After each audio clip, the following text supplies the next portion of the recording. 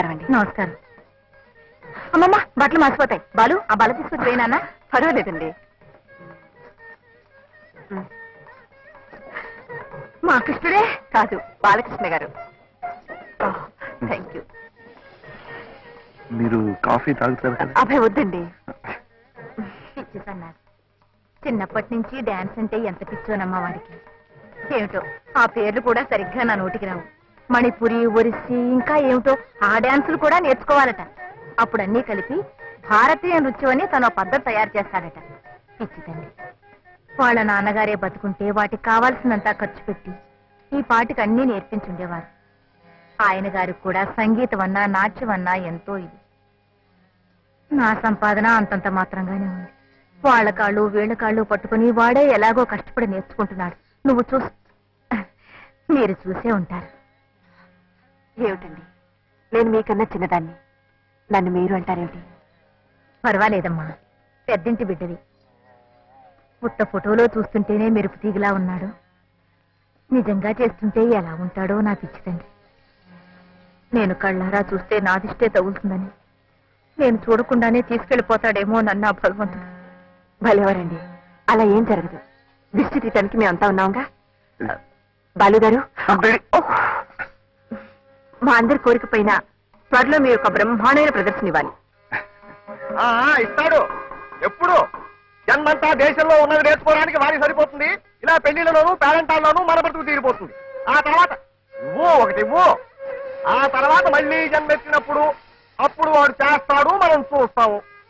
మొక్కలు తగినంత వరకు చాలు గాని ఎప్పుడు పోయాలంటారో ఏమో. వెళ్ళి పప్పు రుబ్బు. నువ్వేమిటమ్మా ఇంకా దుప్పలోనే ఉన్నావు? కారం వరకు కారము. నువ్వేమిట్రా అక్కడ ఎవరో గొప్ప ఆవిడ డాన్స్ వెళ్ళి మెలుకు నేర్చుకో. అప్పుడే రంగు రాలేదు. వేగని నువ్వు వెళ్ళవమ్మా, తొందరగా వెళ్ళు. చేస్తున్నావు, చూస్తా విస్తాళ్ళు. కానీ నువ్వు కానీ. ఫోటోలు బాగున్నాయి నాన్న, వస్తానమ్మా. బాలు ఇట్రా, ఒక ఫోటో అడిగి తీసుకుంటావేమిట్రా? ఊరికి తీసుకెళ్తాను. రే వద్దు. ఏమనుకోరు. వద్దులే, మరీ లేకువాళ్ళు అనుకుంటారు. వస్తానమ్మా.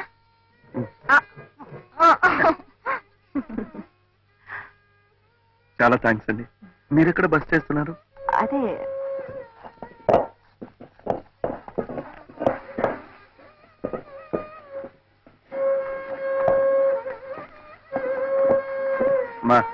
మా నేను ఉన్నానుగా, నేను చేసి పెడతాను.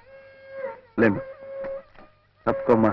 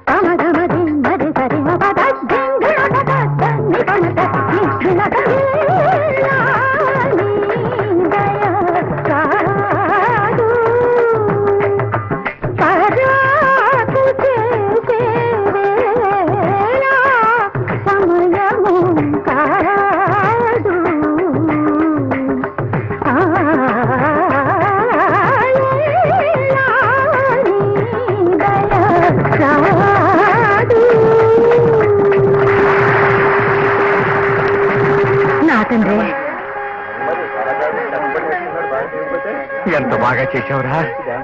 అబ్బాయికి దిష్టి తీయమ్మా.